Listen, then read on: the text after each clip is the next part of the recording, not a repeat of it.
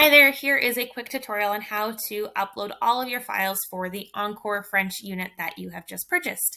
And so I'm going to demonstrate today using our L'Alphabet unit.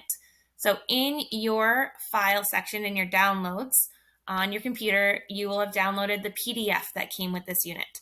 And so I want you to right click on that and open it with a Google friendly web browser. Google Chrome is best because it does link to your Google Drive often. So in your unit overview, there are lots and lots and lots of files in here. And so just to give you an example, in this one, there's 17 activities for speaking, for listening, for writing, 1 reading, and 4 games.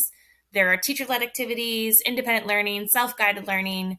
There are digital and printable versions for almost all activities, and also there's answer sheets. This is to allow for any type of situation you could be in, whether you're 1-to-1 tech ratio or whether you only have tech on certain days, or whether you only have a projector but your students are paper-based.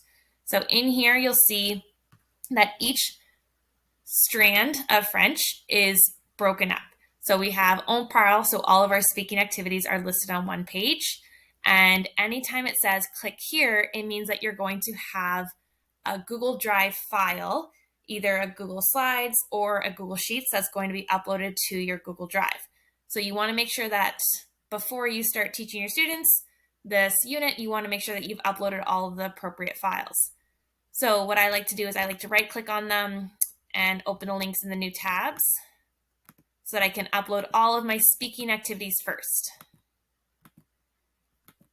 This can be a little bit tedious, but it definitely saves a lot of time later on. This is going to force a copy of each document, so you're going to make a copy. And the reason why I like to do all the speaking ones first is because while they are working in the background, I can be uploading the rest to my Google Drive. Before closing these out though, I like to remove the copy of because it is just quite hectic in your Google Drive when you have hundreds of files that start with copy of. I'd rather be able to search L'Alphabet and find all of my L'Alphabet activities all in one spot.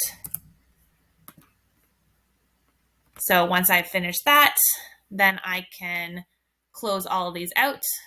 And you'll say, but how do I access them later? Well, what you can do is you can go into your Google Drive and you will see that all of your files are uploaded to the main drive. So what I like to do from this point is I would create a new folder and I would call this one L'Alphabet. And maybe I would add enCORE so I remember where I got it from. So L'Alphabet, enCORE, and I would place all of these activities into that folder, so that I know it's there for that unit.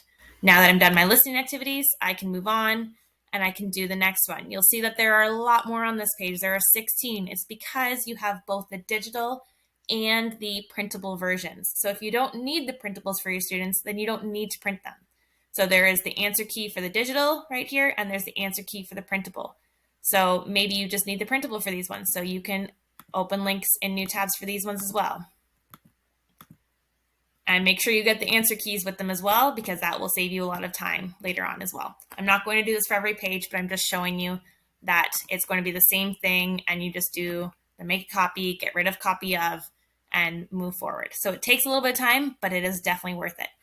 So you do that for on écrit, on lit, and anytime you see something with the thin outline, that means that there is something there for you to upload.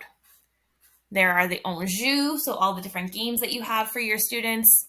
Then there is the assessment tracker. So we're going to click on this one, and that one is your Google Sheets. So again, you are going to make a copy of this, and up at the top of this file, you'll see that there is a video. It doesn't show it right now, but there is a video in here that you can click on to watch.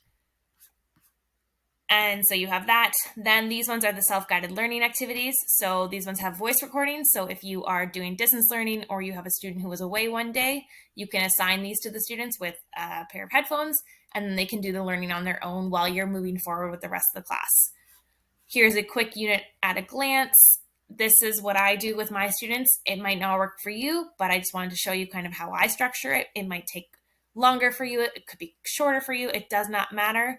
You can do half of the unit if you want. It's totally up to you what works for you. And finally, there's classroom posters. They work the same way as the other files. You're going to click on them, make a copy, and there are both colored and black and white versions of these. That way you can print them. What's really nice about the black and white ones, especially if you have littles in your class, then you can have them as coloring sheets for your quick finishers. If you have any questions on how to upload all these files to your Google Drive, please reach out to me. I'll just quickly show you that the way I like to organize them is I like to put them all in their own files or their own folders. That way I can click on enCORE. I have all the different files here. I have my teacher answer keys and I have the self-guided learning. Again, it takes a bit of time to organize, but once you have it all there, it is nice and quick when you are assessing the different activities and when you are assigning the activities to your students. So I hope that you found this helpful. And if you have any questions, please let me know.